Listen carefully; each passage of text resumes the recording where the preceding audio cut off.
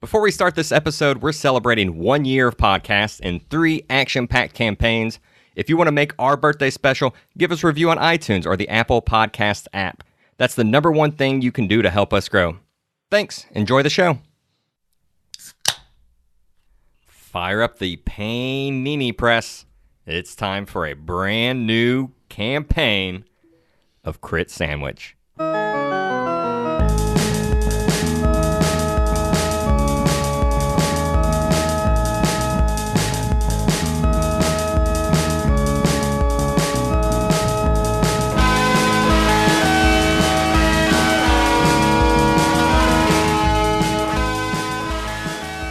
Welcome to Crit Sandwich, the world's tastiest D&D podcast. Crit Sandwich is 4 friends playing 5th edition D&D with random settings and plots. We use adult language, have inconsistent character voices, and screw up the rules. If this is your first time listening, check out our earlier campaigns. There are already 3 of them out there for you to binge. As far as our campaigns go, you can start at any episode 0 or 1. In episode 0, we roll on a chart to build the campaign you are about to hear. This is episode 1 of campaign 4. On the previous campaign, we rolled that our characters are going to be hitmen or hired guns. The setting is going to be in the Abyss, and the plot is going to be Friday the 13th. I am your host, Casey Sears. To my left, our Dungeon Master, Matt Popich. Hey man, what's going on? Across the table from me, Chuck Ventus. What's up, y'all? To my right, Robbie Ponder. Hello. Matt, take it away. Sure. So, just a little bit about the campaign in general here. First off, the Abyss is no joke. This is going to be a higher level campaign. Everybody is starting at level 15 with the opportunity for advancement from there even. So the first episode here is going to be a bit of getting us into the Abyss, learning about the characters a little bit, and then the action will take off maybe toward the end. Just kind of depends on what we do. I did want to begin by giving you guys a little bit of extra help. Each of you are going to get a little bit of an extra ability. These abilities are meant to help guide you. If you forget about them and aren't using them, I guarantee that we will not make it to the end of this thing. So they are important. Whatever you do on your character sheets or your computer, star it because they are important. So for Robbie, you're going to get one first. Your natural instincts as a cat. We'll learn about Robbie's character a bit here soon, but he is a Tabaxi. Your natural instincts have helped you understand, and you're in know whether you are predator or prey. You know your enemy skill in the player's handbook naturally. Know my characters. Know my enemy. Know your enemy. Yeah, and it's kind of like you can look at something and assess it. You can say, am I stronger than this? Is it stronger than me? How much stronger? Things like that. Wait, is that a feat or is that it's a warrior skill, I believe. Okay. Yeah. And the fighter. Right? Fighter skill, yes. Warrior is not a thing. Nope. No. It's not the first time we messed that up. I messed that up earlier. It's sad. I expect better of myself. I appreciate the correction. So, questions? Nope. Yeah, and it's not like you can only do it every once in a while. You can do it as much as you want. All right, cool. Casey. Yes, sir. Your years and years of following law and order have helped you seek those of either alignment. You know detect good and evil as an at-will skill. That's a 4E term, I believe. So it's a cantrip for you. Okay. And if you spend at least 1 minute concentrating, the range extends up to 5 miles. Additionally, it also can track lawful or chaotic. So not just good or bad, it can also track law or chaos. Okay, so detect good and evil, lawful or chaotic. Yeah, as well. That'll all happen naturally for you. Okay, and you won't have to specify. If I focus on it for a while, I can go further and further and further. Yes, exactly. Yep. Okay, great. Chuck. Yes. So Chuck is a bard. Your skills in song are unmatched, and your ability to magically soothe via music has increased greatly. Your Song of Rest skill, so that's your short rest skill. Your Song of Rest skill gives back a spell slot per half the number of hit dice you spend. So if you spend 5 hit dice, and we'll round up, if you spend 5 hit dice, everyone gets 3 spell slots back. And so that's a level 3 slot or 3 level 1 slots, anything like that. So I have to at least spend 2 hit dice for people to get 1? Right. Is that correct? So but the whole party gets it. So not only it's you spending the hit dice, but the entire party gets a spell slot back potentially. And arcane shots, or no? Yeah, we'll say arcane shots as well. My intention here, you're in the Abyss. There is no chilling out and just having a long rest, having some fun. It is this is how you're going to get spell slots back, but there is a limited resource for it. Make sense? Yep. I think last time the DM gave a whole bunch of stuff out, we ended up party wiping, didn't we? Hey now. I don't remember that. Spoilers. Spoilers. Maybe people are jumping around between campaigns. Yeah. Boom. Just kidding. I don't care. Also, you know what I don't think I've ever heard on a podcast is a full party wipe. This could be it, for sure. Okay, we might have 2 campaigns in a row here. I recommended rolling for our next campaign already, folks. So Yeah, actually, we're going to record the first 2 episodes of this, and then we're going to start recording episode 0 for campaign 5. So, Matt has 0 faith in us. Mm-hmm. Yeah, he'd already told us to roll the next episode 0. Yeah, that's pretty amazing. Yeah. All right, questions on your new special abilities? So mine says it takes me a minute. I still have the minute to do that, right? I'll call it a combat round. So 6 combat seconds. round? Yep. Okay. Mm-hmm. I have 15 hit dice. Is that right? Correct. For my Your level. Yep. Okay. Yep. And they don't reset till a long rest, so you won't get to reset those the whole adventure. Short rests are 15 minutes, just so we're all clear there. Oh, that's good to know. Yep. Okay, so without any further questions, assuming there are none, let's get rolling.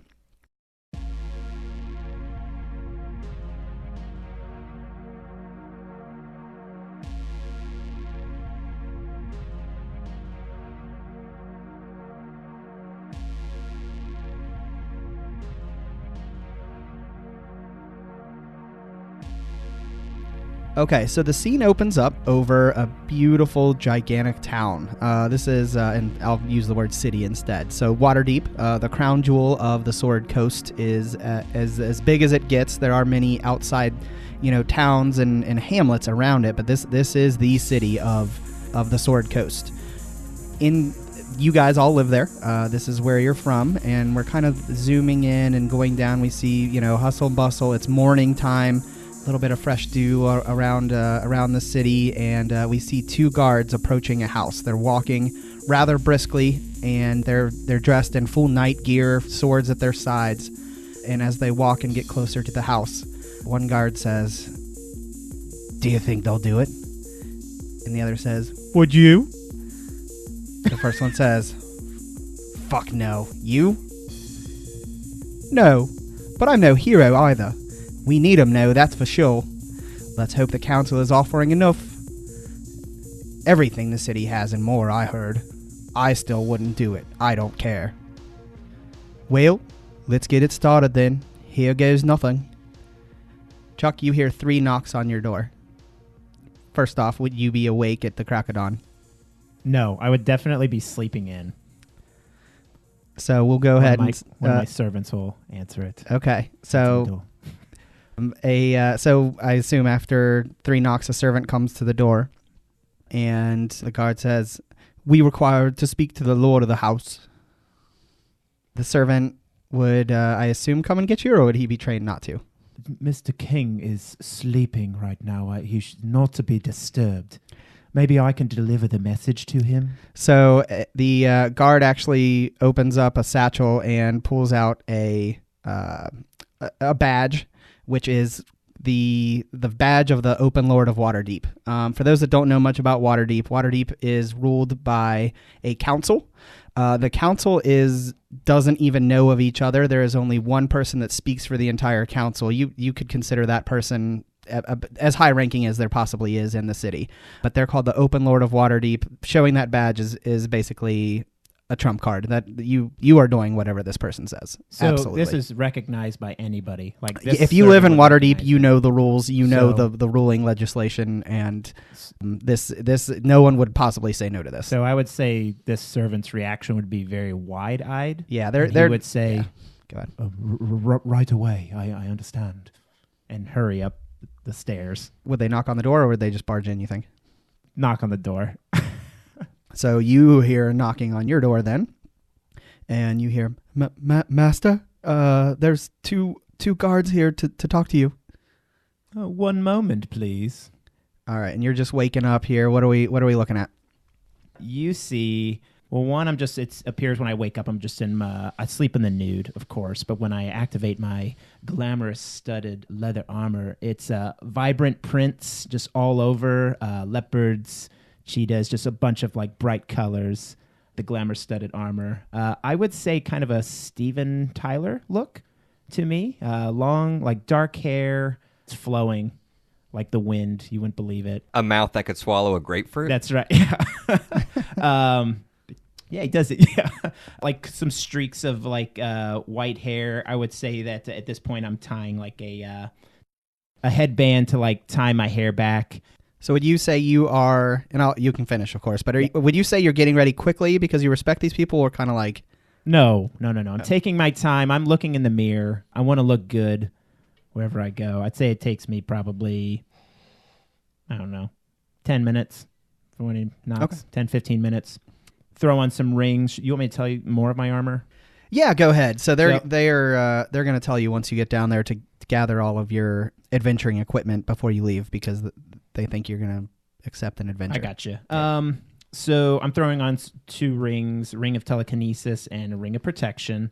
Just throwing them on. They're very bright colored diamonds on the top.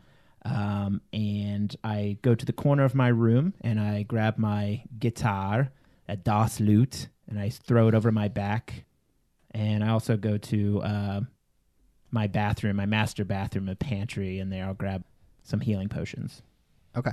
And then I head to the door, and I'll say, "What is it?" They look at each other, and then the one speaks. He says, "Sir, the Open Lord of Waterdeep requests your presence. We would like you to grab 2 of your most faithful companions that you would trust your life with and attend the Lord. The council is waiting. We will escort you." Oh, lead the way. So I assume, so you live in a house by yourself. Is that accurate, or would you say that you live in the clubhouse? I think I live in a large house, but I would say that Brad Kitty, who's a character we're about to introduce, you're like my bodyguard, kind of, right? Oh, I work for you, so you work for me. You have a hitman group, right? Mm-hmm. And so basically, my character, this is Robbie speaking, my character started out as a house cat, and then I was born, well, it turned into a tabaxi out of a wish, and we'll get into that later. But, like, I have this obsession for the hunt. And so when I was a cat, I would always hunt mice and things like that. And then when I was turned into a tabaxi, now I have this obsession for the hunt, so I've turned into a hitman, in which I work for Jackson King a lot. And Jackson King, I kind of see him as my mentor to help me, like, how should I say, like, come into the real world, like, help me adapt to being in human society. And he definitely abuses that. And so I would say, if Chuck has an open window in his house, I would just like jump and I would be like on the windowsill. Like, I would just appear there. I always leave a window open for him. I was going to say, like, if he's under my wing, like, yeah, there's a space. It's breakfast time and I'm a little hungry. I would say morning. I always have one of my servants leave a little bowl of milk, warm milk in the morning for Brad Kitty. So I would say let's go to the kitchen. A little bit of honey in it. That's the best. Honey. The honey milk. Yeah, so I'm there for the honey milk. All right, I like it. So Brad is in the house already, we think, then. Yes, I would say we'll check let's move to the kitchen. The guards kind of look at each other. They expected you to like go to two other houses to maybe get your compatriots, but they look at each other and follow you into the kitchen, where we see Brad Kitty. What are you doing? I am drinking that milk, and it's in a bowl, and I'm holding it up with my 2 hands, and I'm just pouring it on my face, drinking it, getting what I can. Pouring it on your face. There he is. Have you ever seen a cat eat? They're pretty clean. Anyways. I can't hold a bowl very well. I'm trying to learn. Oh. All right. Now, you were wished into existence as a guardian. I would assume that through the adventures that you've had with Jackson King, that you know to trust him, because he was born with just unnatural super speed and skill, correct, Jackson King? Oh yeah. So the finest. The very finest. So tell us a little bit about what you look like, what you're wearing, your items that you chose, things like that. So you would see like a pretty short looking, probably about 5 feet tall, a little shorter than average human height. And I'm a tabaxi, so I look like a cat. Any specific kind of cat? Yeah, what colors? So it's like I think it's calico, where I have like these orange, white, and black patches all over around me. My left and right paws are both white, and I have black patches and stuff around, and orange patches around me. And my belly is white. And so I have on a leather vest just on the front, nothing on the bottom, kind of looking like a Nightcrawler. Winnie the Pooh in it? Yeah, Winnie the Pooh in it. Nice. So since I was a house cat, I was actually neutered when I was a kitten, and I was declawed as well, so I don't have claws. Oh. Yeah. Did you take that feat? Like, don't they get something where they can do damage with their claws? Did you Yeah, just take but that away? I have on like these knuckles, brass knuckles, but on the inside they have a little dagger, little sharp knives that give me my claws and help me climb. Cool. And so you would see me with a bow. And I have 2 rings on me. One is, so since I was born out of a wish, this ring is basically a blank charge of the ring of wish, but I carry that around with me. I have another ring that is a ring of x-ray vision. I just have what is the purple? Is that rare? Very rare. Very rare. So I have a very rare bow. I have bracers of archeries, a cloak of the elven kind, and a quiver of, I don't know how to say this, Elonora? EHLONNA. Sure. Meh. What does that do? So the quiver, let me click on here. Each of the quiver's 3 compartment contains space that allows the quiver to hold numerous items while never weighing more than 2 pounds. Oh. The shortest compartment can hold up to 60 arrows, bolts, or similar objects. The mid-sized compartment holds up to 18 javelins or similar objects. The largest compartment holds up to 6 large objects, such as bows, quarterstaffs, or spears. Oh, wow. So basically it's a nice. carrying utility where I can carry all my my bolts and arrows, javelins, and my bow without me having to worry about keeping track of how many arrows I have. Cool. Yeah, I like that. We're not keeping track of... I won't make you keep track of any of that, since that would hold enough for He's your Hawkeye. adventure. Despite the fact that you get like 8 attacks per round if you're a warrior anyway, so... Fighter. Fight. God! Every time! Hey, Have you been playing? Wait, you've been. That's right. You've been playing Final Fantasy shit lately, right? I have, okay, yeah. That's what's There's happening. the Warrior of Light. Yeah. That'll do it. We'll screw up the rules. It's all good. But I'm not... it's fine. Whatever. Careful. Oh, I don't want you to pull it off. So I'm in the kitchen and I'm drinking my honey milk, and they walk in on me as I'm taking a big gulp of it. 2 guards walk in along with your master, I guess, Jackson King. No, I mean, the Princess Buttercup is the one that made the wish that turned me into a cat. Mm-hmm. Well, Tabaxi, that turned me into Tabaxi. Right. She's my master. Mostly I just come here for it because I have the You work. like to hunt. Yeah, I like to hunt. Right. And, I mean, the food is always good here, too. He leaves great food out for me. Very nice. I would show the guards a point to me like, there's one of my associates right over there. And I would, do I have the badge that they... No, the summoning? they would keep the badge. Those badges are Would they be legit. showing it? Yeah, if is it necessary. exposed? Yeah, it's going to be up to. I mean, the mission is for you, but you're getting 2 of your best and brightest to come with you. Okay. So if you want to say, hey, it's time to But- saddle up or whatever, yeah. Brad, are you up for an adventure? God. Yeah. We're ready to get into some Already, shit, Brad. It's the morning. So I'm going to jump on like the kitchen counter. I'm going to sit there and I'm going to put my head out and squint my eyes for him to pet me. I'll do like a backhand kind of caress his cheek, sort of. I have like a Dr. Evil vibe going on here. You guys. Baby. He starts petting me. I act like I don't want to get petted. I jump down back onto the floor and I stand up. Very good. Let's roll. All right. So you guys head out, and now I do assume our third person has his own house. Is that true, Stewart? Oh yes, I live in the North Ward with all the rich people. With the rich folk. We need to travel to the North Ward. Actually, you might be in the North Ward too. I would assume. Well, we're already Probably. there. We might be neighbors. I get too drunk sometimes. I don't know where I am. It was a he's rough around and here, late. just down Right. the road. I assume you have a nice house. Oh yeah, Okay. Yeah. It was a rough night last night, wasn't it, King? it was pretty bitchin'. So you guys, I mean, aside from owning your own hitman group, you also perform like rock Oh yeah, music, right? I'm well known throughout the city. So Yeah, as a level 15, I wanted to make sure everyone had a background that was, you don't get to level 15 by killing rats. Everyone has their own badassness to them. But some people were born into it like Robbie. Some people had to fight for it and make a name for themselves via rock and assassination. Right. Stewart, we're going to get to you in just a second. So we walk to your house. It would probably not be too far away. The cobble streets here in the North District. We're walking around big houses, light posts with infinite light spell. God, I forget the name of it. But pretty much it's lit up no matter where you go. There are rich people with really nice clothing starting to get out of their house and head to the market district to get food. And you hear a couple knocks on your door. I would open it myself. I have no servants. And do you start the day dressed in night regalia, or do you, as a normal day for you, what does it look like? Oh, I would say at this point in my life, I'm going to wake up very early, and I'm going to do my push-ups and lift weights. Kind of regimented. Yes, I very much have a morning regiment.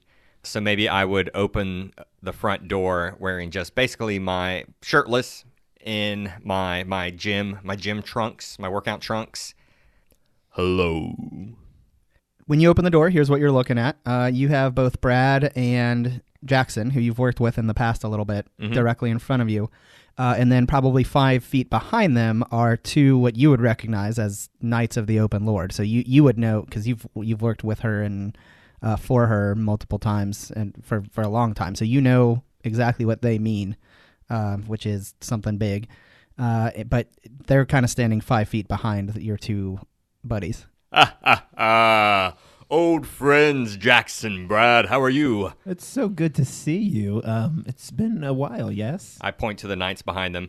Knights of Waterdeep, what are you doing with these rabble-rousers? So they indeed recognize these two as, while recognizing their talent and skill at what they do, not quite as they would recognize you. They bow to you and say, "Well, the gentleman there is selecting you, and we would like to take you to the Open Lord. Tell him, Jackson."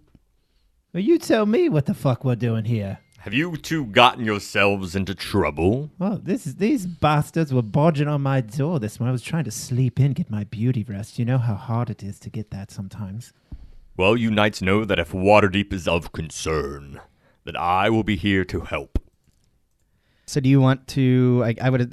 So they tell you that we need, you need to get ready to go. It's assuming you accept the mission, you'll be leaving directly from there. So if you want to get ready now, why don't you tell us a little bit about what you look like, your age, your race, and then some items that you're putting on as you get ready. Sure. Yeah, I'm almost 70 years old. I'm a Goliath, over 7 feet tall, bronze skin with a white beard that just looks like it's carved out of stone on my face.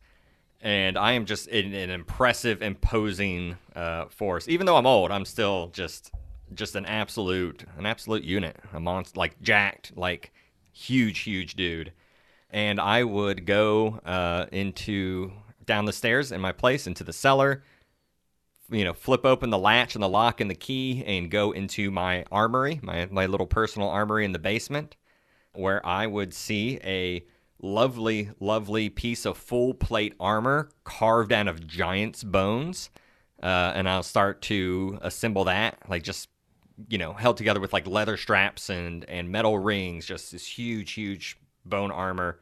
A big, beautiful two-handed greatsword, also made out of giant's bones, and some sort of like ancient magical ice magic metal. Some runes. It's a giant frost sword. Yeah, some runes and stuff carved into it. A fancy helmet and, some rings and some other equipment. And to top it all off at the end, I pull off this bluish, purplish kind of all these dark, vibrant, shimmering colors, and I put on this huge, big purple and blue shimmering cloak over my massive armor. I basically look like a max level World of Warcraft character. Sure. Just huge armor, huge weapons, just cartoonish proportions, 7 feet without armor, with armor and the helmet. Yeah. Gotta believe you're almost. Yeah. Probably past 7.5, almost 8. Yes, absolutely. With your sword, pretty imposing. Yes, and I also have I have a maul and a shield and some other crap too. But Do you have servants that help you put on your armor? Or you do all that by yourself? I was about to ask you, maybe a squire, or is this like you've been doing it for such a long time you can handle it? I roll solo at this point. It's an Iron Man setup. It's all like hanging, or I don't know. Nah, I just I just know what I'm doing. I had some rough Scrabble origins, but have made quite the name for myself in Waterdeep. Absolutely, yeah. The crown has relied on you multiple times. Yes, I used to serve the Open Lord of Waterdeep, so we go way back. And again, the Crown's Guard know about it. They know that you should you have wanted the job, you could have been the leader of the highest level of guards, and I mean you're pretty much the man, and people know it. Yeah, I've been writing my own ticket for a few years here. Yeah, for sure. I would say when he comes out of the front door or whatever, I'm gonna cast Prestidigitation to make it like a bright light aura shining behind him, and doves just like flying out of the door. Hell yeah! And I'll like snap my finger to do it, and so that catches the guard's attention when he comes out, and I'll just look at the guards and be like, "You see why I chose him?" Usually I go for more imposing than ostentatious, but I appreciate it, Mr. King. Anytime, baby. What was your character's name again? Stewart, right? Stewart. I have like a whole Goliath name and stuff, but everyone just knows me as Stewart. So while he was down, we were down in your basement putting your armor on, you said? We're a cellar?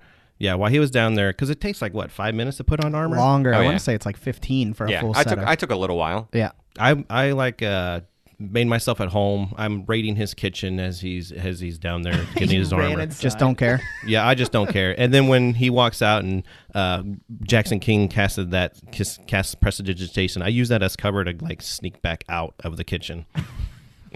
You got ransacked while you were putting on your armor. Probably didn't even notice. To protect the world. Yeah. My -1 wisdom is really going to notice. Have no my clue. terrible passive perception. Right, versus the dexterity of a cat.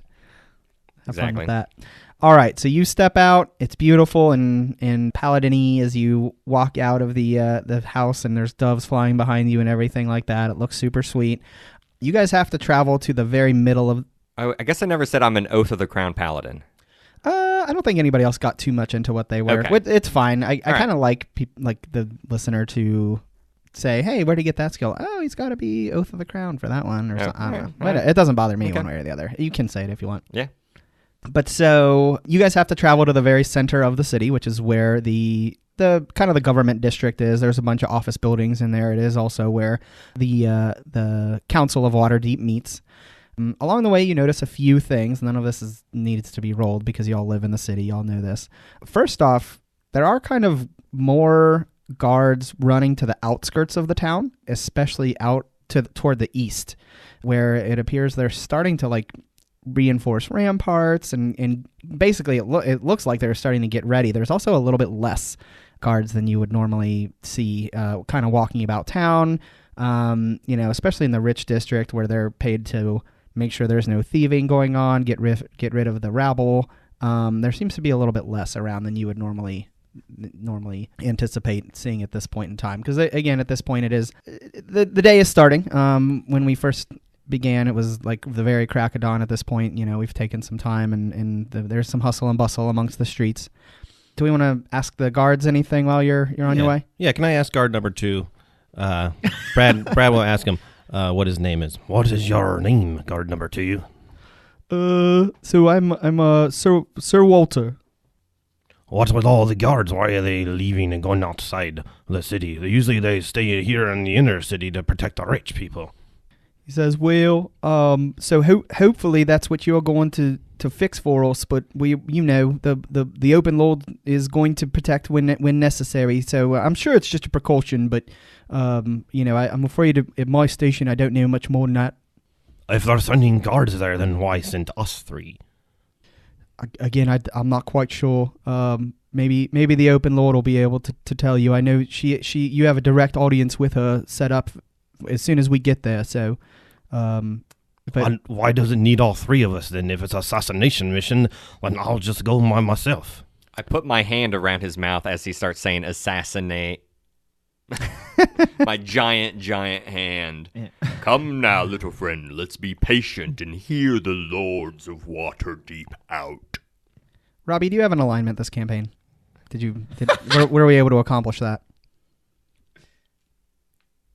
Where do I find it at? Where do I find it at? Because there is no doubt that This that is his first time using D&D Beyond. Oh, so, it is. Yeah. So he's Stewart actually would doing it. absolutely be lawful good. I don't need to even look.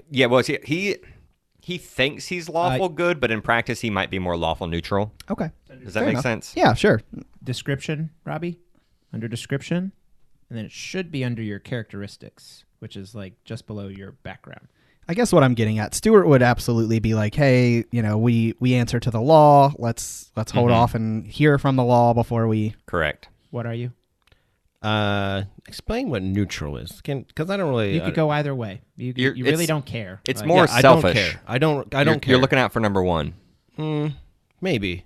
I guess it would depend sometimes. Yeah. Because I'm bound by the wish to protect Princess Buttercup. And so if that ever comes into play, then like I follow that by the law. Like, Okay. to protect her. Okay. No questions asked. But then other than that, yeah, then I'm selfish. I'm all for myself. Okay. what was the guy's name again? Walter. Sorry, I forgot your name already, Walter. Hey, listen, you can tell me. You've heard of me. I'm Jackson King. You've of course heard some rumors around of maybe what we might be getting into. Come on, share a little bit. Go ahead and roll persuasion. That's what I was hoping for. Yeah, I figured. it's a big number. Sorry. You're fine. 28. Yeah, and everyone listening is usually used to small numbers. But keep it down, darling. Keep it down. He says, "Oh, well, all I've heard is that there's something going on out east, and that someone came from far away, and they're advising the Lord. So, and she seems to really respect whoever this is. That's all I really know right now. If we're on the Sword Coast, isn't that the ocean? West is the Sword Coast is ocean Okay. is on the west, so east is toward like More land. pastures. Yeah. Okay. Well, it sounds great. Yeah. If you can think of anything else, just let us know. He says, I was told not to say too much and not scare you early on. My What- lips are sealed. What's a big town to the west? What's one of the major cities that's not in our country flag, I would say? What's like a big army to the west? So the west is the ocean. I mean, sorry, east. The east is mostly that you know of is like little towns, and like Waterdeep protects is more of central of everything. But east is going to be mostly farms and hamlets and stuff that serve and pay. There's pay. no threats. That's what I'm looking for. Like for any the threats? most part, no threats. No Yeah, threats. Nothing.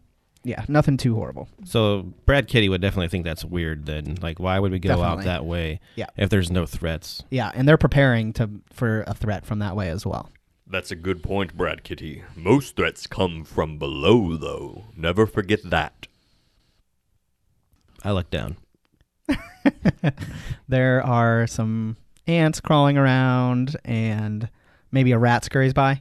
I don't let anything touch me. I jump in the air. You don't chase the rat? I'm after bigger game now. Okay, All right, I hunt humans. I'm just now. trying to see where you're going with this cat thing. That's all. All right, so you guys get to the chamber. So the auditorium that houses the Council of Waterdeep is big. It is very splendorous. It looks really nice. There's lots of guards outside of it, and they salute as you guys walk by. Again, pretty much anywhere you walk, people recognize you and know, oh man, oh man, Brad Kitty, he's the fastest thing in all of Waterdeep, and oh Jackson King, if a bounty is placed on somebody, nobody's able to escape him, and he can play the best. And I wouldn't want to ever fight one-on-one with Stewart. Like people whisper as you walk by. As level 15, you've made a name for yourself, definitely. So if there are people around, of course, Jackson King's going to do something. So I'm going to be casting, while I'm walking, I'm going to be casting Minor Illusion on the ground. And I'm going to make the floor beneath me, like my footsteps, just light up like a Billie Jean music video or something like Nice. that. So, Oh yeah. and I'll be pointing to the crowd like, So yeah, I've people kind of expect this coolness from you as you walk. You're like Mr. Charisma. So if like people ever saw you walking, like it would be hard for you to just walk in the street and feel normal. Like you would have to have disguise self on or something if you wanted to go to a store to get some groceries.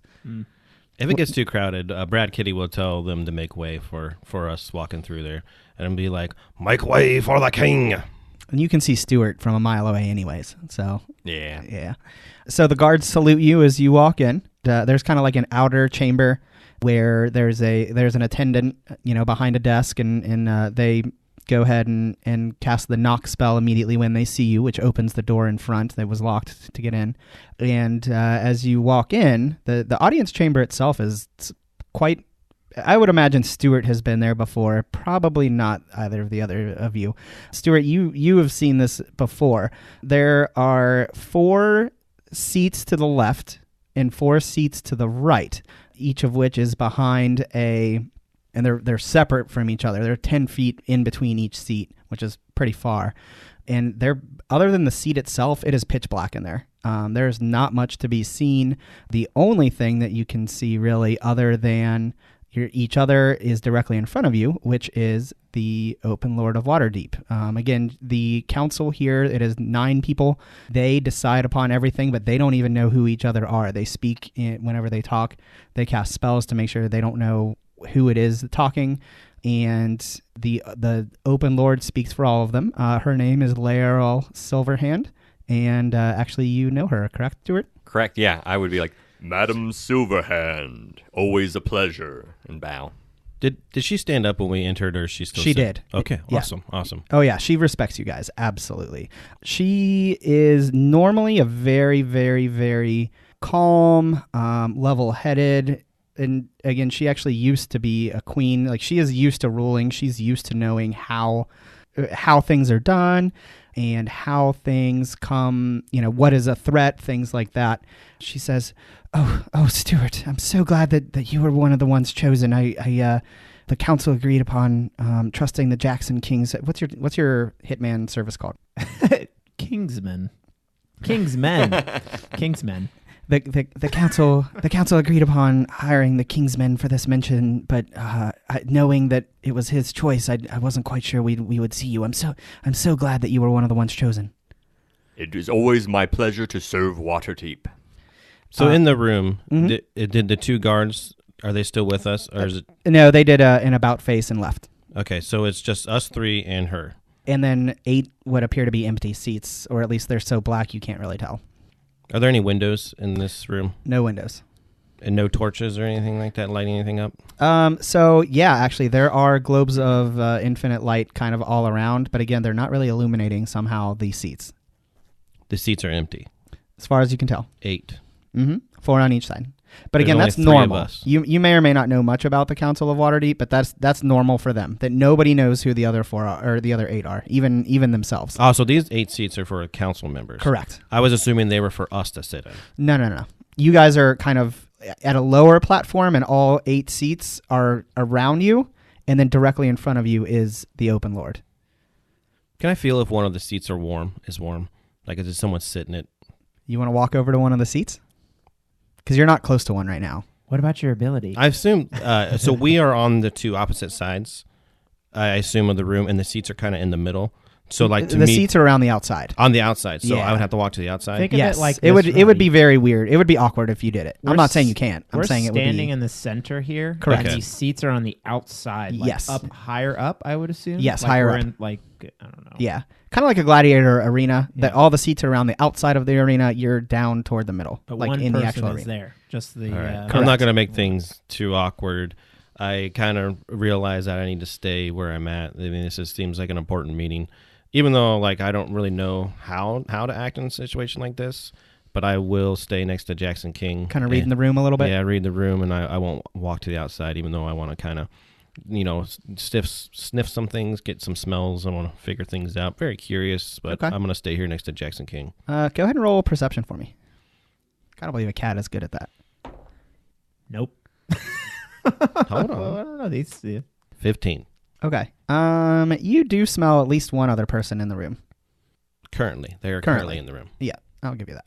Can I do like a hand and arm signal because like we've done some hunts before. I'm gonna like kind of do like 2 fingers on my cheek and swipe them across the bottom of my neck, kind of give a signal to Jackson King that there are 2 people in here with us. Okay. Yeah, that's fine with me. Do you do anything with that, Jackson King? Yeah, I do. If we're gonna talk business, maybe your friend can join us. So she says, "Well, of course. I was going to get to that. Atlas, would you like to introduce yourself and tell our heroes what we're asking of them?"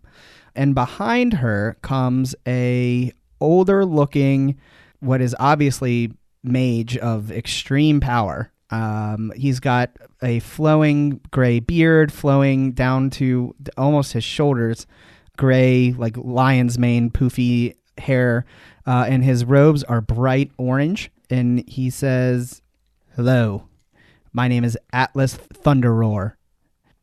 I am a member of the Advocates of Balance.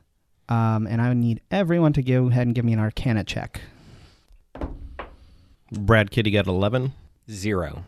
I rolled a 1, not negative 1, minus 1. That's pretty 0. good. It's pretty good. 19. 19. Wow. Okay, you guys hit all ends of the spectrum here. So, Stewart, you got a 0. Here's what you know. As far as you're concerned, you've heard of these Advocates of Balance once. It's a bad thing. You knew of a small hamlet in a different country. You heard about this as you were adventuring outside of the Sword Coast, and they came, an orange-robed mage came and literally destroyed an entire village of innocents. That's what you know of them. Brad Kitty, you've heard of them. You know that they don't really serve anything here in like the mortal realm. They're kind of outside of your normal stuff, kind of Ghostbusters-y. Maybe that makes sense. Like they don't really do anything that involves the mortal realm, for the most part. Do I know what realm or no? No. No. Do they like a good vibe, bad vibe? You're not quite sure. You just know that they're not really here. They're not really here as far as, like, they wouldn't care who's the open lord. That wouldn't matter to them. Does that make sense? Yeah, Brad Kitty's getting very curious and very suspicious of what's going on here. Guards moving around. Someone from different, what'd you call it? Where's he from? Different plane? What? So he's not necessarily from a different plane as far as you know, but he doesn't spend much time here in this plane. So I'm very curious. I'm tilting my head sideways and whatnot. Like I'm like wondering what the heck's going on. Mm-hmm. Jackson King, you have actually never encountered someone in an orange robe like this, but you have heard of them.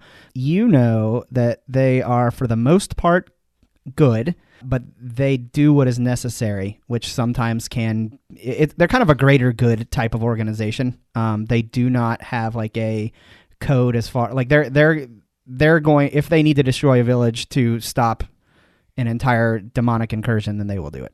And if that means the loss of some lives to save the greater good, then they will do it. Mm-hmm. I like how you explain that for all the roles. Like you had what'd you have, 0?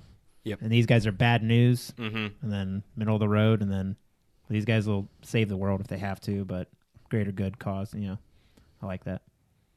So he steps forward. He told you his name, and he says, What was his name again? Atlas Thunderroar. Atlas Thunderlord. He says, "I'm sure that you saw that we are preparing an attack from the east.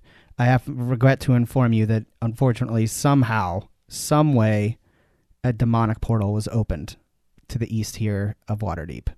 And he kind of pauses and waits to see if you guys react to that at all. I'm checking my manicure on my hands. Okay. my face looks just more focused and intense. Nice. Brad Kitty looks at Stewart's face, and then I mimic his face. I look intense now. He says, "I don't know how that was managed. It is extremely powerful magic that would be able to open the ability to go to and from the abyss. But unfortunately, this has happened. The only known actual physical route is via traveling the river Styx, which goes through the 9 hells, and there's no way that demons could ever accomplish that. So unfortunately, we have to close this rift. That is why you are here. We need help. This is a simple escort mission.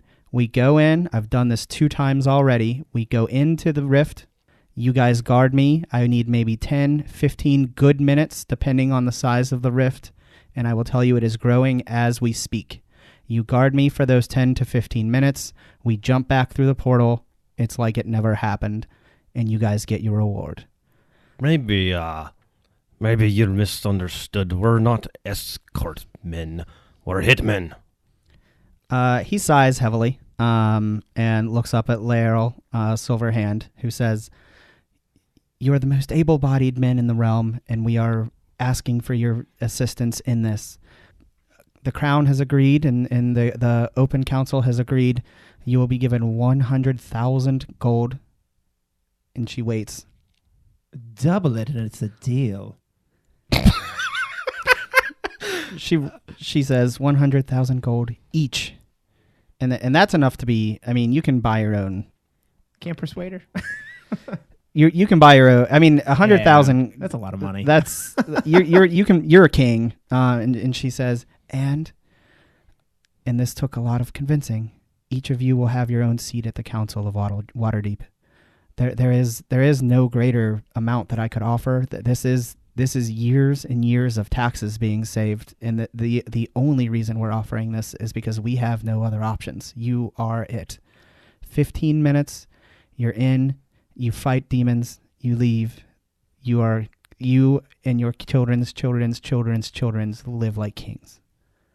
Madam Silverhand, this is the highest honor I could possibly imagine for an award. Surely there is something else about this portal that you have yet to tell us. She turns back to Atlas, who tells you there is nothing else to tell. This is the only way to prevent the entire world from being destroyed. I have to go in, close the portal, and you just need to make sure that I have time to do it. That's it. Sounds like such a simple task to become a Lord of Waterdeep. Atlas tells you, well, apparently you don't understand the dynamics here. Our entire world is guarded by from demons. Demons live in the abyss, which is where we will be traveling. You can't in your own state of mind, you could not possibly fathom the abyss. I have seen it. I have been there. It is infinite layers of demons fighting each other, fighting all around. It will conquer us eventually. It is not a matter of if but when. This is the attempt to stop that this time, but they will find a way. The only other way is actually being guarded by two entities. One is angels. You have probably never met one, but I have many times, of course. He's kind of a D, if you guys haven't figured that out. He's better than you, and he knows it. And the other is actually guarded by the lawful group called Devils, who hopefully, again, you never have any contact with. That isn't for you.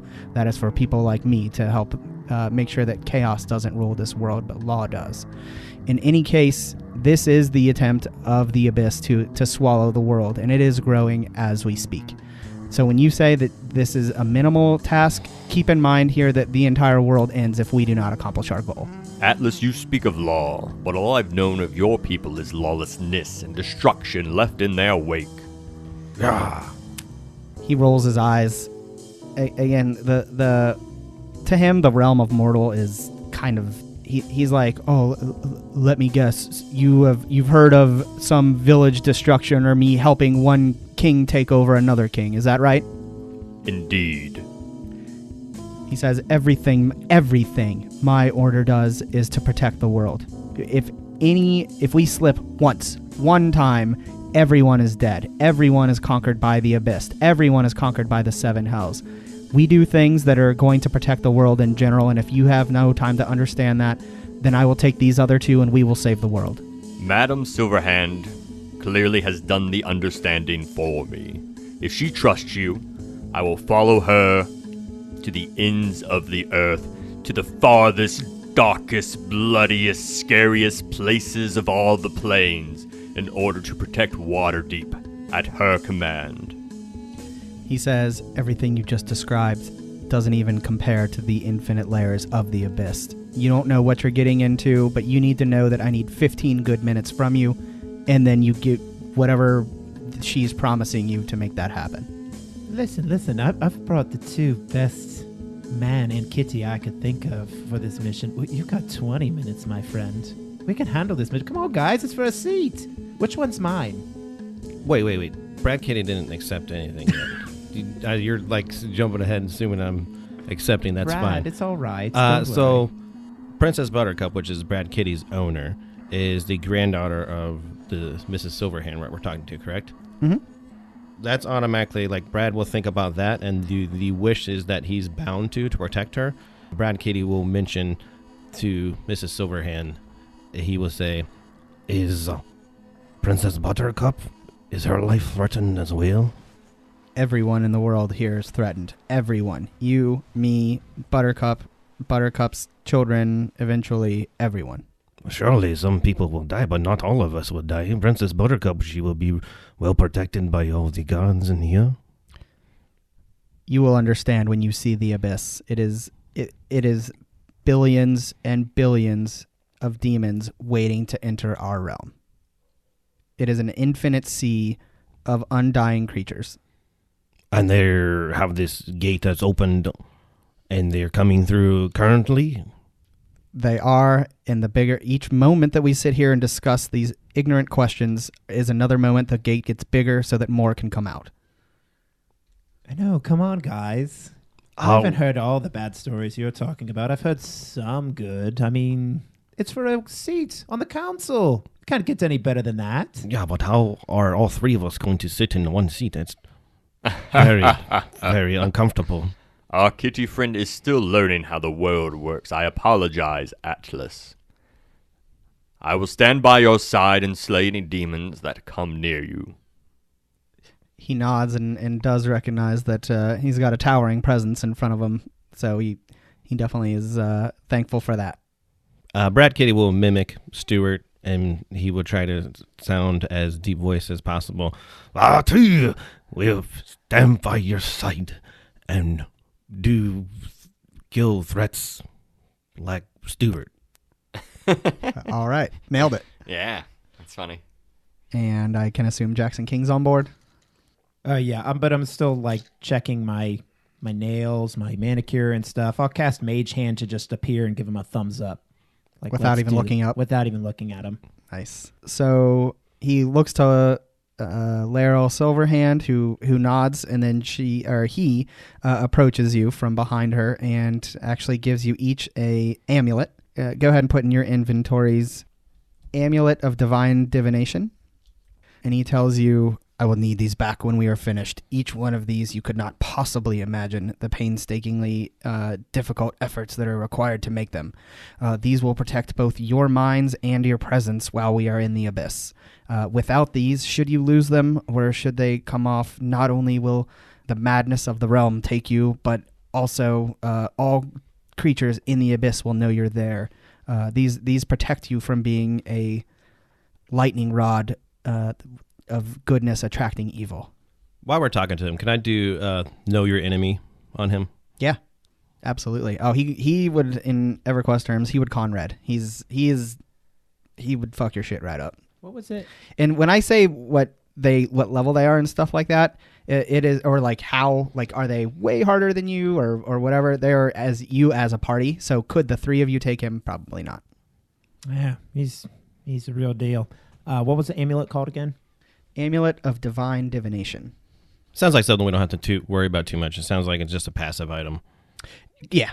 But it's something that we don't want to lose. But if you don't have it, then like every creature in the abyss knows that that a good thing is there. So don't lose this item. If we go into the abyss. Yeah. And actually, if I can just have everybody tell me like how. So it's on a necklace. Are you putting it on as a necklace? Are you keeping it in a vest?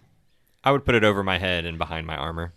Cool. Yeah, I would do the same. I would put it around my neck. It'd be like in some of my chest fur, and then my leather vest is on top of that. I am exposing some of my chest hair. Obviously. So a necklace, it's right out there in the open. Nice. Just like, okay. Look at me. Is it pretty? Is it pretty amulet too? Like, it looks kind of like a misshapen sapphire. So it's blue, but like not like cut or anything like that. And it does have like a faint pulsing of white light in it. So he says, all right, come with me. And again, I can't stress this anymore. I need 15 good minutes once we get there, and that's it.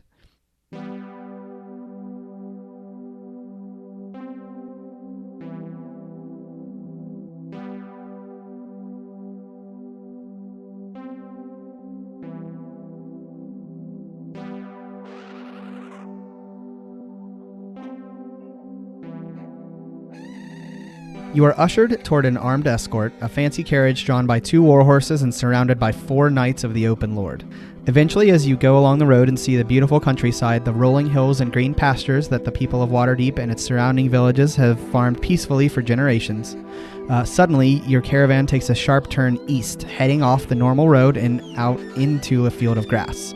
The road is bumpy, going over grass, and your stomachs begin to feel a little bit uneasy.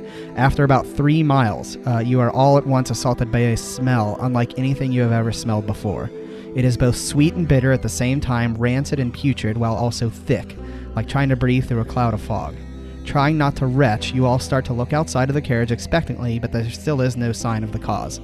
After another mile, you finally come to a stop at the bottom of a tall hill, steep enough that a carriage driver stops and asks you to travel up the mountain on foot. Your mounted escort also dismounts, pulling shields and other various weapons of war from their saddlebags, which makes a clanging of metal. You see at the top of the hill more armored soldiers pointing crossbows down. So, again, you're at the bottom of the hill. At the top, you see a whole bunch of guards pointing, not looking at you. They're looking down the hill the opposite direction. As you reach the top of the hill, down you look. You see them looking down at the valley below. You finally see it. The cause of the smell, the warp in the fabric of the reality.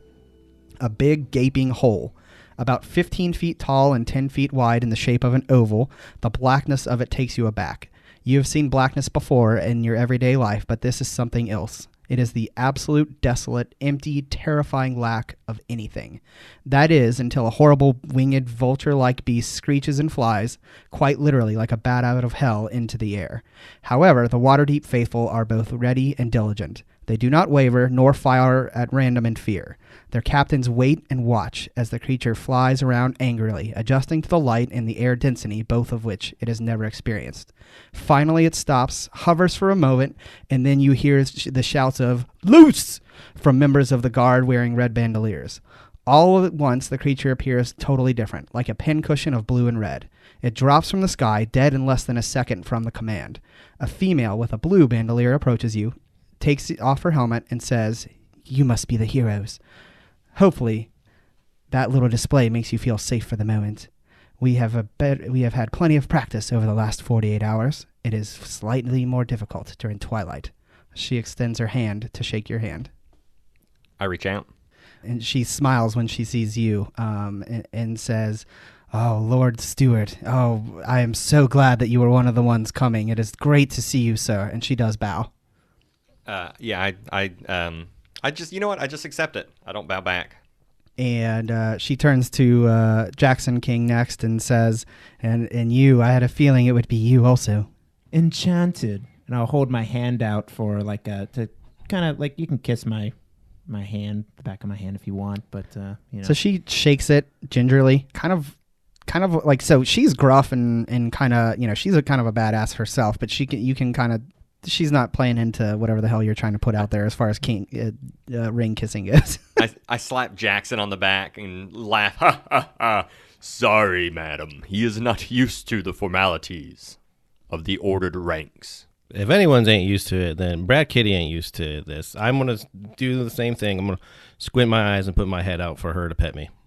So how pet you? Do you roll on your belly, or what are you doing here? No, it's like you can pet on my head. I have my head forward, tilted a little to the side, and my eyes are squinted. It's like when my cat pushes up against me, pushes her head up against me and towards me. Yeah, that's what I'm doing. I'm not touching her though. I'm just look like, hey, I'm like, hey, pet me a little bit. So I think she would maybe, here. It's all right. You Fuck can it. pet him. We'll roll. No, okay, she's not into it. So she kind of just ignores you completely. Like the fact, you know how sometimes your cat's rubbing against you and you kind of kick them away from you or something. Yeah, a little bit. Not like violent shrug, but maybe just like a shrug off, just push you in the other direction a little bit. All right, and Stewart will continue to make excuses for his companions in this military organization. Trust me, his bow is much better than his manners. And she says, I see we have two known warriors and then a bit of a wild card. I hope that's the combination that's going to lead us to getting this thing closed. I point. Brad Kitty points what? Who's the wild card that she's talking about? Who is the wild card? So and then she ignores that completely, and she turns to the mage and says, and you think you can end all this? And he says, 15 good minutes is all I need. I've done it before, and then you'll never hear from me ever again with any luck whatsoever. And she says, okay, well, do you have any questions for me before we let you go in? Did we say already that we were going in? Or did I miss that? We agreed to go. You have to close it from the other side. We go in. Okay. He closes it from the inside, then we jump through the portal as it's closing? Right. So it right? closes slowly. It's like a slow creep as far as like, it'll probably be like 15 or 20 more minutes from the end of the spell till it actually closes. He'll explain that if you had any questions on it. Okay. And then she asked us if we had any questions? For her. Yeah, you're kind of at ground zero here. How long has the portal been open here? She says, well, about 48 hours since it was discovered, so probably a little bit longer than that. It was a farmer a little bit to the south of here that unfortunately was the one to fall upon it, and the creature that came out of it we dealt with, but unfortunately that farmer was the very first casualty. Brad Kitty will ask Stewart, and it's kind of like a question for Atlas, but I don't feel like talking to him because I don't like him. Mm-hmm. Brad Kitty will ask Stewart, is this the only portal? Are there going to be more that get opened? Like, why send the 3 best men into one portal if there's going to be another one open? We should at least maybe one of us go in and the other 2 be on standby for other portals. Are we all 3 going in, Stewart? I guess my question is how much do I know about abyssal incursions? Yeah, you can roll about that. Is that Arcana again? Yeah, it'll be Arcana again. Sorry, guy. 1. Wow. That's the second time. Okay, I'm getting all my ones Getting all of them out of the way. I'm just going to set that die to the side and grab a different one. You know nothing of what is called the Blood War, which is the demons versus devils. Gotcha. I know not how these portals work, Brad Kitty. I will run to where the archers are in line at, and I will kind of like stand next to them and kind of copy their posture. If the next thing comes out of here, I will be online to shoot as well. Okay. Any other questions for the Knight Captain? I don't think. I mean, I might ask her some things like, have the nearby towns been evacuated? Like, okay, how long? Are there more strategy questions? Yeah, like when are you expecting reinforcements? How are you protecting yourselves and shit? Done. Yeah. So she tells you that all hands are on deck at this point, and that if there's an able-bodied man within a couple miles, they're either preparing their towns or hamlets for war of some sort, but all trained knights are either here or back in Waterdeep getting the city itself ready. And anyone within 2 miles is being evacuated into Waterdeep and given provisions to help them during that time period. Perfect. When we're finished, of course, it's only going to take 15 minutes. What kind of celebrations are prepared for us when we finish? She grins at you, and she's like in her mid-40s, but she says, I'll be the first to congratulate you. I can tell you that. And there will be parties like you've never even encountered before, I can tell you. Fantastic. I hope there's a parade as well. Maybe send an errand boy to procure a wagon of mead for all of us. Oh, delightful. And some fish. And maybe some dried fish for our friend. As I'm standing up here with the other archers, is there like a downward slope, and that's where the gate? Okay. Yeah, so it's at the bottom of like a little gully. Okay. How many corpses? I assume they're all demon corpses down there? Yeah, all demon corpses, like 5 or 6. 5 or 6. Do I see any people from our plane, from the Sword Coast, like any guard corpses? Do I see any dead bodies around? Nope. Okay. I do have one last question. I saw the bodies down there. How often are they coming out of the portal? She says, well, they started pretty slowly, but they have been getting a bit more frequent as of late. There's those, and then also the event. And she says, well, we're actually going to wait to let you go in until that happens. I can't really tell you much about it, but you'll know when it happens, and then we want you to go in right after, so that it's the longest time in between.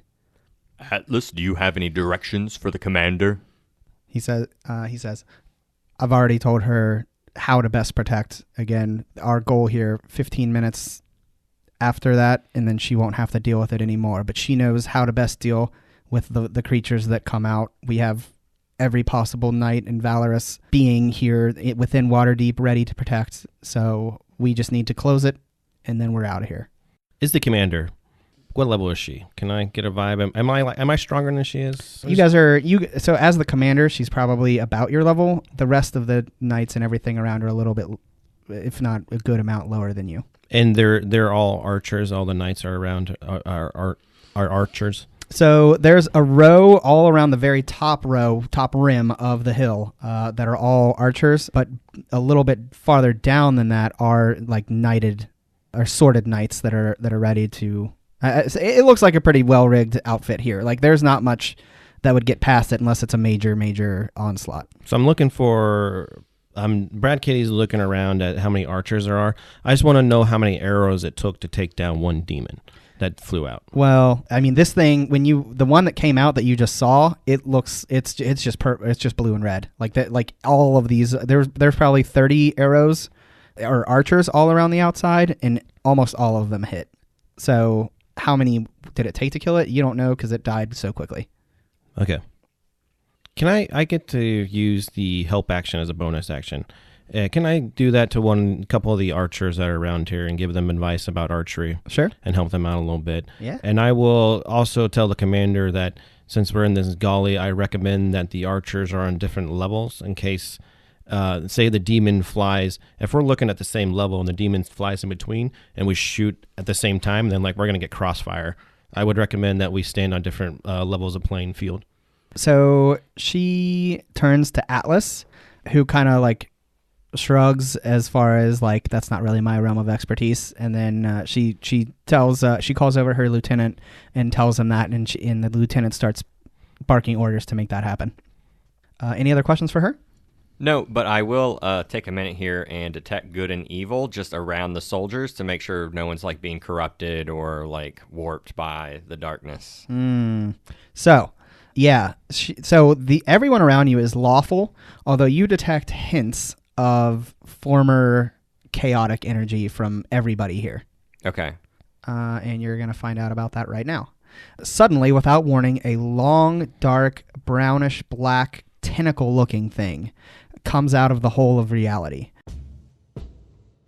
It comes out and looks like a disgusting, squirming worm with no eyes and no purpose, appearing to reach around as much as it can to see if anything is within its reach.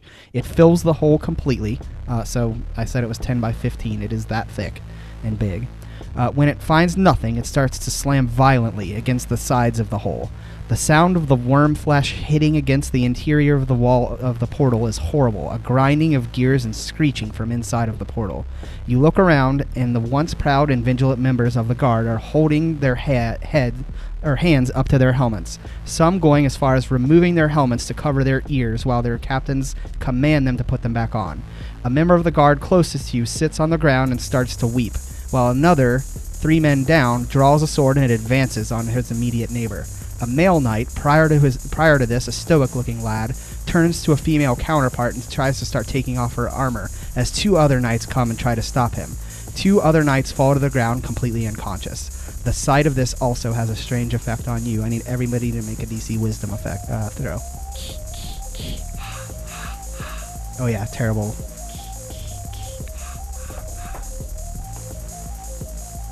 Nine.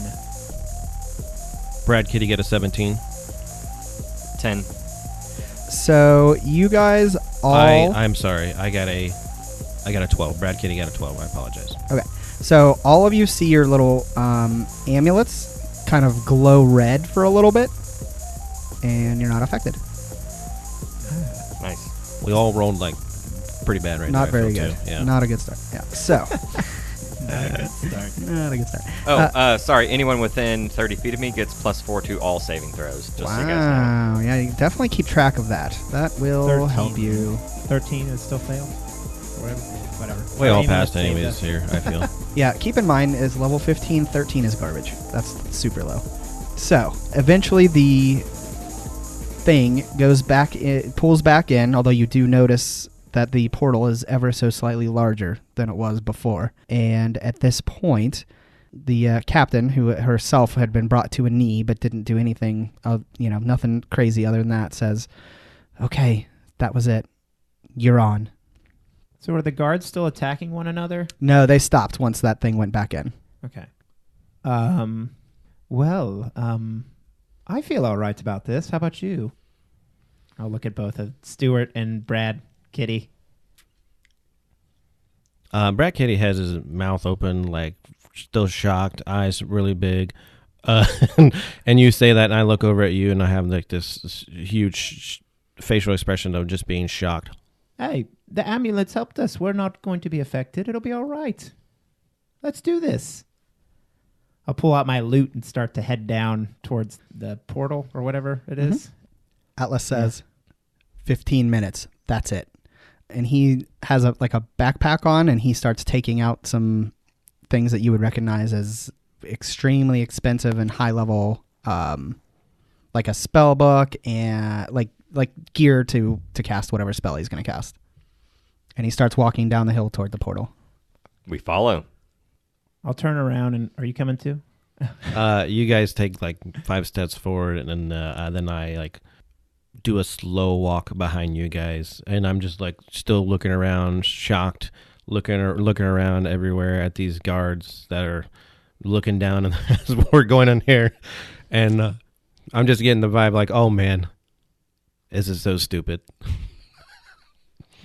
I'll sing a song to the guards as we walk down, and I'll say, we'll be back again. We'll be back. Tell a friend. We'll be back. And I'll just like walk backwards as I do it. These men could use peace. Thank you for playing your music. Of course. They seem slightly, they were just all kind of going crazy a little bit. They seem slightly more sane. So. Nothing like music to soothe the heart. Yep. As we look down, the picture is a huge, circular kind of hill with a bunch of guards and knights at the top of it, all of them pointing, and then down marching is your little band of heroes. We see Atlas leading the group. We see who's going to be the first in. I would think either myself or Stewart. I don't think I'm I afraid. think I would. Yeah, I think I'd be the first in. I'll go right behind him. So. Okay.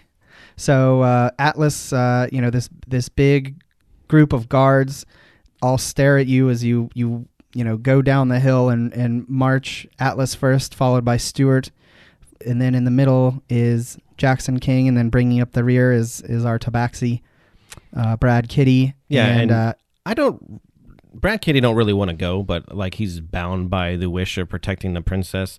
So it's kind of like I'm a zombie, like just like going forward through the portal to save everyone on this plane. I'll tell you what. He gets to the front of the portal and stops and turns around and says, "My guards go first." Can I do an insight check on him? What? Yeah, what are you trying to find out? Why do we have to go in first? Well, I guess the big guns go in first. Why am I thinking about it? Fuck it. Me? Yeah. I'm just a cat. Do I get a weird feeling from him when he says it like that? No, his general intention is that you guys go in, start fighting demons, and then he pops in and then immediately starts the ritual. I think what Jackson King is trying to question is after we jump in, is Atlas going to follow? Oh, okay. That's so what yeah, I'm thinking. That's You're what asking. I'm like. So go ahead and do some insight. That's fine. Is this guy going to close us in the portal or something? Oh, yeah. I rolled a 3 plus 2, 5. You don't get a good vibe on him. Yeah. That makes sense. Yeah, we've got to clear the way. As you get closer, you can kind of hear some like slurping black, like the sound of wind and slurping. Oh yeah, my frost sword drawn, and I hold it in both hands, my great sword, and just step towards and into the portal. Cool. And then next is... I'll follow behind Stewart, Jackson King. And finally... Come on, Brad. And I'll just walk through the portal.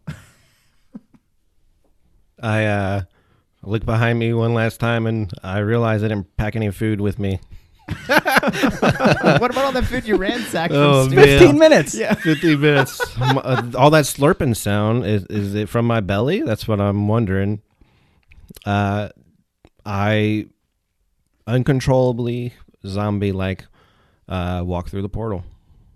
I need everyone to make dexterity saving throws. I'm good at that. 19. Don't forget to Jackson. add 4 for everybody. 23. Very nice. That's going to be huge. 21. 24 or 25. Wow. All right. Nice 21, job. 23, 25.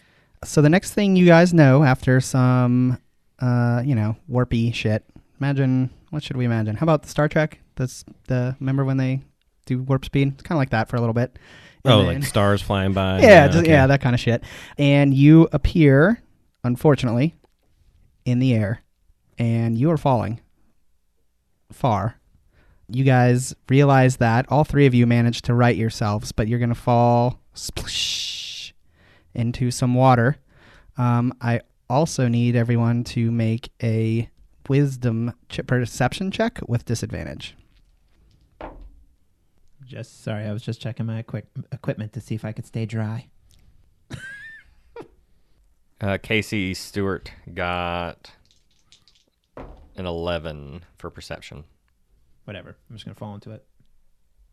Disadvantage? Mm-hmm. I think that's probably going to be the lowest. 2. Yeah. 21. You said perception? With disadvantage. 21. Brad Kitty got 21. Is your lowest? Nice, dude. Yeah, I rolled a crit and a 14. I have a +7 to perception. Very nice. All right. So here's what happens. You guys all are falling about 80 feet straight into water.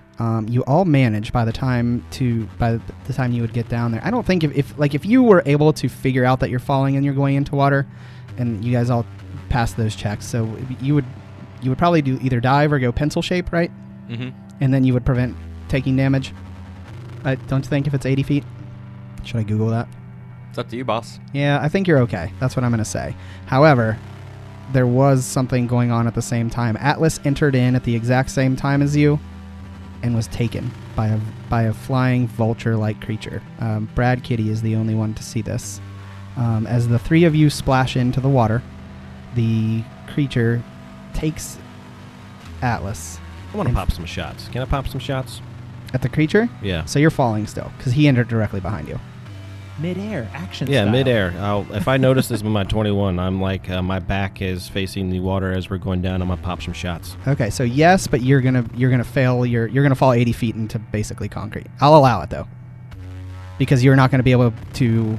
You're gonna fail your dex save automatically. Basically, your action basically is to maneuver yourself to land in the water safely. So what Matt is saying is, if you do this, you're taking an action to shoot your bow, but you will take damage from the fall because your back will be. And you're definitely shooting with disadvantage. I'm fine with it. Don't get me wrong, but I just want to make sure we're clear. Makes sense. Let me do the range of a bow is 600 feet, correct? Because I have the sniper.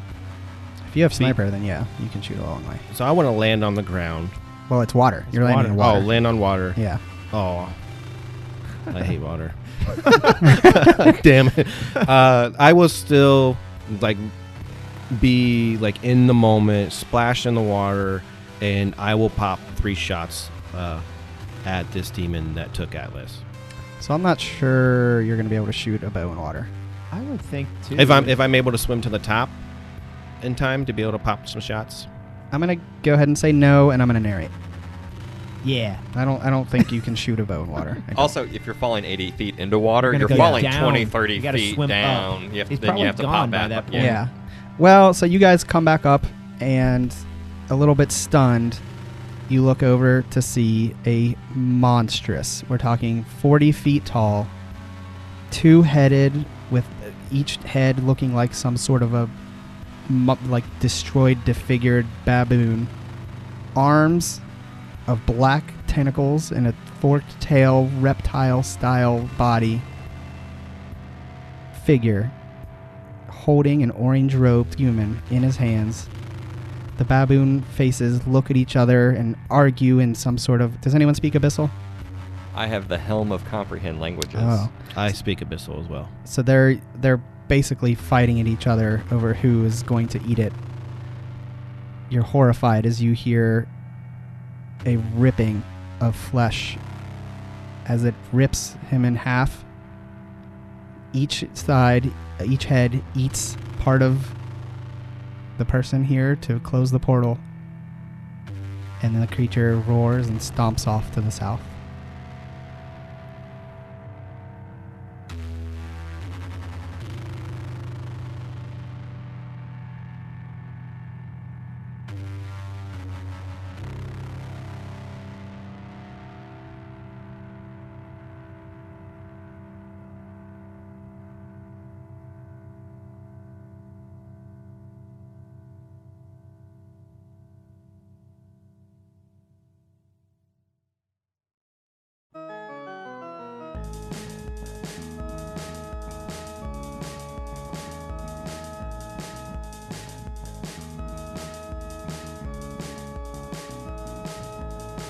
Thanks for sinking your teeth into Crit Sandwich. Please give us a review on iTunes or the Apple Podcasts app. Please follow us on Twitter, Facebook, or email us at critsandwichpodcast@gmail.com.